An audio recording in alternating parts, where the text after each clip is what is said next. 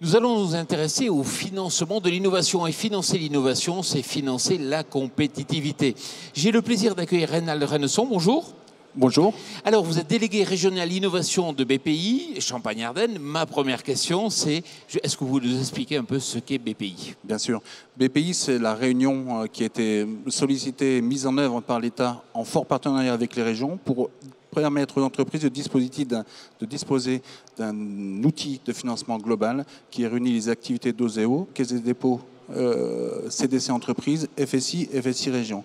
Ce qui est intéressant dans cette initiative, c'est d'une part de délocaliser et de rapporter au plus proche des besoins des entreprises et des localités régionales l'ensemble du continuum de financement des besoins d'une entreprise, de la création de l'entreprise à la transmission, en passant par l'international, les investissements. Et à ce stade, je peux préciser que 90% des décisions de BPI France sont prises dans les régions auprès des besoins régionaux. Alors, est-ce que vous avez justement quelques chiffres, à la fois peut-être au niveau national et régional, qui permettent d'illustrer cela?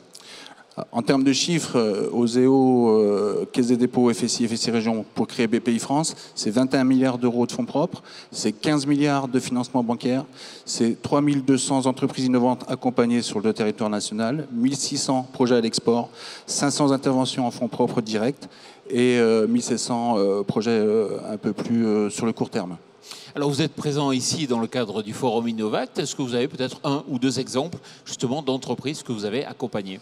Absolument, et ça me permet de rebondir sur les deux présentations qui ont lieu juste auparavant, puisque Gilles Bayat, le président de l'Université de Reims, a noté et mentionné la société Aerovia, sur laquelle nous sommes intervenus d'une part en finançant le laboratoire de l'URCA et d'autre part, à l'issue de la réussite technique et scientifique, d'accompagner l'entreprise qui a accepté cette technologie.